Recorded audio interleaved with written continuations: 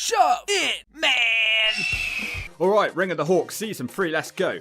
At the time of this airing, it'll be our third contestant for Season 3, or possibly our second, who knows. Today's video was a Patreon request by Haha Geo. If you want to make the Hawk talk, sign up today. And of course, okay, Nathan Jones, did he make the girls moan? Surprisingly good. So we've all heard a lot of negative talk about Jones, but I think there could be a passable wrestler in there. Let's find out. He immediately aligns himself with The Undertaker. He's sort of his protege. He makes Undertaker look normal and sane compared to him. He seems to be playing the part of a good guy too, which I wasn't really expecting. Just look at these kicks he's throwing at A-Train though, he looks completely out of control. But we haven't even had his first match yet and things have already gone downhill. It's been announced that he'll team with The Undertaker at WrestleMania to take on Train and The Big Show. But first he'll have his debut match on SmackDown. Wait, no he won't, that gets cancelled by The Undertaker. So he will have his first match at WrestleMania then. Nope, also cancelled. Instead Taker has to face Train and Show in a handicap match. In the late stages of the match, Jones makes his way out to a massive crowd ovation and he takes out Show with a spin kick. Now he's in the ring and he nails a big boot on A-Train.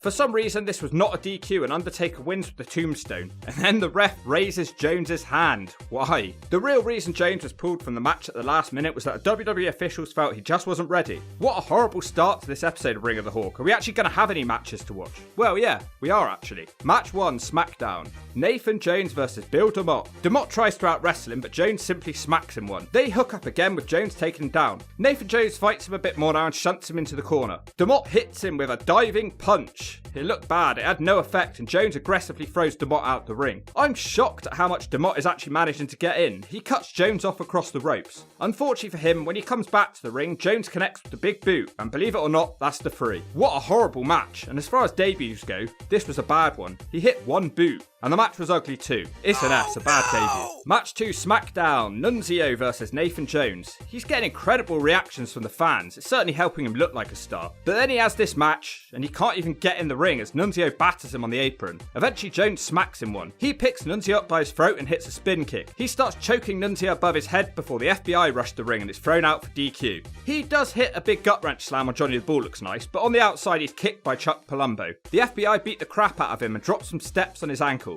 And just like that, Nathan Jones is written off TV, only 2 matches in. So it's not exactly going well, is it? It sucks Sonny Siaki's ass. Nathan Jones was sent back to developmental, but WWE must have really liked him because 6 months later he was back on SmackDown. Paul Heyman introduces Nathan Jones and Matt Boring as members of his team at Survivor Series. Match 3, SmackDown, 4-on-2 handicap match. Brock Lesnar, the Beast of Bogo Road Nathan Jones, just looks miserable. Matt Boring, who's miserable to watch, and the A-Train versus Perk Angle and Chris Benoit. Brock Lesnar isn't really sweating this one, so he sits on the commentary desk. Surprisingly, Nathan Jones will start this one with Kurt Angle.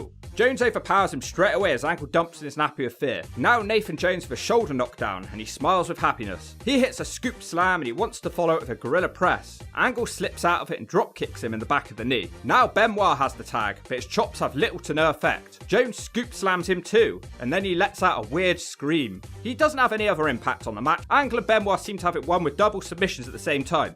So Big Show storms the ring and the match is thrown out for DQ. Everyone fights after the match with Lesnar breaking Kurt's neck with a steel chair shot. Jones actually had a bit more involvement in this one, but it was nothing remarkable, so it's a D. Match 4, SmackDown. Kurt Angle versus Nathan Jones with Matt Boring. They shove each other for some reason. The referee immediately sends Boring to the back even though he didn't do turd apart from shove his own partner. I think they were trying to hype him up. Angle tries a roll up almost straight away, but it's not enough. Now Jones with a wrist lock takedown. Angle has a fair bit more wrestling skill than Jones, and he manages a double leg takedown. This seems to anger Jones, who charges like a bull with a kick and then he gets his leg stuck on the rope. Angle launches him off the ring apron. Nathan Jones gets the better of Kurt on the outside, he drops him across the ring barrier. Back in the ring, Kurt tries some smelly punches which don't seem to work, but the second rope missile dropkick does knock Jones down and Kurt gets a 2. Angle wants to follow it with a crossbody which is caught and he's power slammed. Kurt's really struggling now as he takes a knee to the gut. Jones hits a scoop slam and an elbow drop which gets him a 2. Nathan Jones now attempts a gorilla press slam which Kurt wriggles out of and he drop kicks his knee. I'm getting deja vu. Kurt has to work really hard to even knock this guy down. He eventually manages it and hits German suplexes. Not once, not twice, but thrice, and it sure wasn't nice. Kurt Angle wants to finish him off, but Jones bunny hops out of the slam and he hits a big boot. Seconds after, Angle slips out of his slam attempt and then he hits the ankle slam. Kurt puts the ankle lock on, and before he taps out, Matt Morgan interferes, and guess what? The match is thrown out for DQ. Again. Then he's beaten up by Hardcore Holly with a chair. It was actually okay. Kurt can draw a passable match out of anyone, even where's Briscoe got a C? Well, Jones is going to butt that trend and get a below average D. Match 5 Survivor Series 5-on-5 elimination match. Cena, Benoit, Bradshaw, Hardcore Holly and Kurt Angle versus The Big Show. I love how small that belt looks on him. And he teams up with the A-Train, Nathan Jones, who gets 0 crowd reaction now, and Matt Boring and Brock Lesnar. Hardcore Holly gets himself eliminated before the match has even started because he wants redemption for Brock breaking his neck. So congratulations, Nathan Jones, you've outlasted someone. Surprisingly, seconds later, the A-Train is eliminated by the clothesline from hell. Then another couple of seconds pass and the Big Show eliminates Bradshaw with a chokeslam. Wow, thanks for coming, guys. Jones finally gets into the match. He works with Boring to clothesline Cena. Surprisingly, Jones isn't eliminated in 3 seconds. Jones starts hitting knees to Cena and he's on Dream Street. Nathan Jones now body slams Cena and carries him back with a choke into his own team's corner and tags out. Nothing else much happens in his perspective for 5 minutes until the match breaks down. Cena slams Jones into the steps. In the ring, Angle starts dominating. This leads to Jones trying to do a big boot to calm him down. Angle dodges it and Jones smacks his own partner and falls over him. Angle has now eliminated Matt Boring with the Angle slam. Nathan Jones wants to work the Big Show, but Angle ducks and Show smacks his own partner. The ankle lock makes Jones groan and he taps out. Match is won by John Cena after he hits the FU on the Big Show.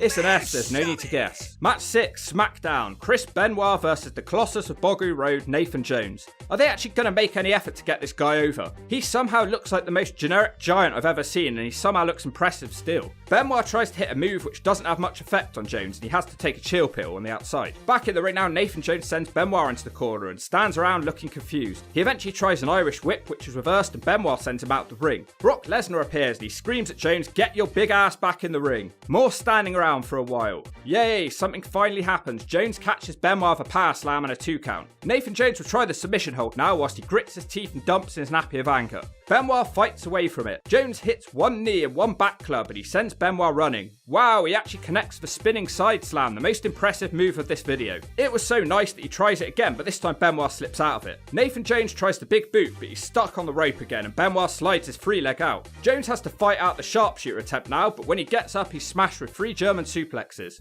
Chris Benoit goes up to the top now and he flies with a missile dropkick, not a move you often saw Benoit doing. Jones is up pretty quick from that, so Benoit hits another dropkick. The Wolverine tries to put him away with the diving headbutt, but surprisingly, Jones rolls away from it. I'm shocked this isn't actually a bad match. Jones wants to gorilla press, but Chris Benoit has 10 for reversals and he turns it into a crossface. Brock Lesnar tries to interfere, so Benoit deals with him easily and then he puts the crossface back on Jones and he gets the tap out win. I'm disappointed with the lack of moves from Jones, but this was genuinely a fun match, but how much of that was down to Benoit?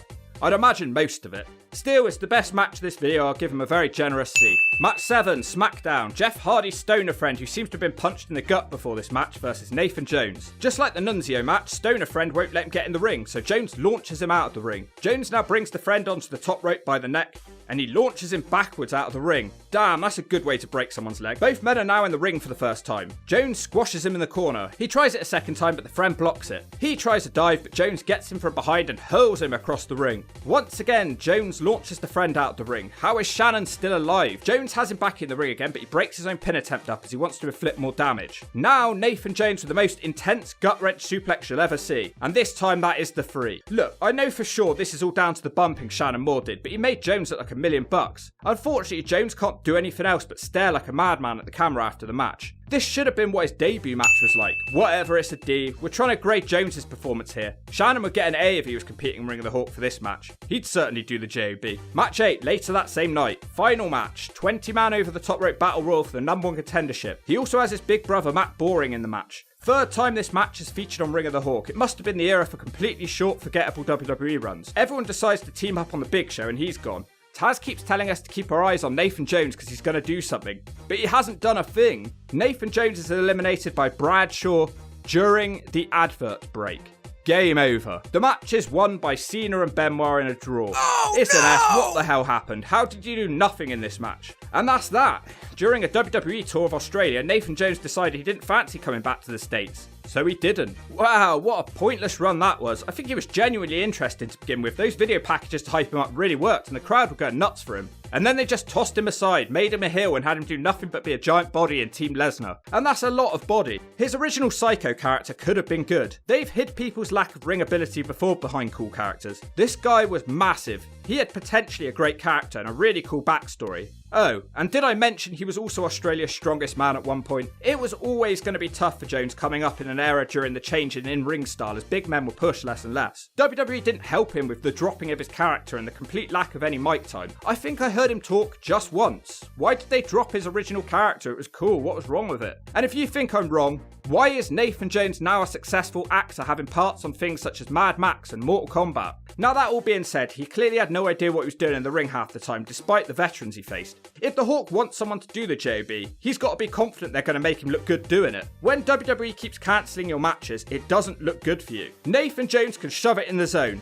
but it wasn't that bad. It was a bit of a missed opportunity. With a few tweaks, it could have been pretty good.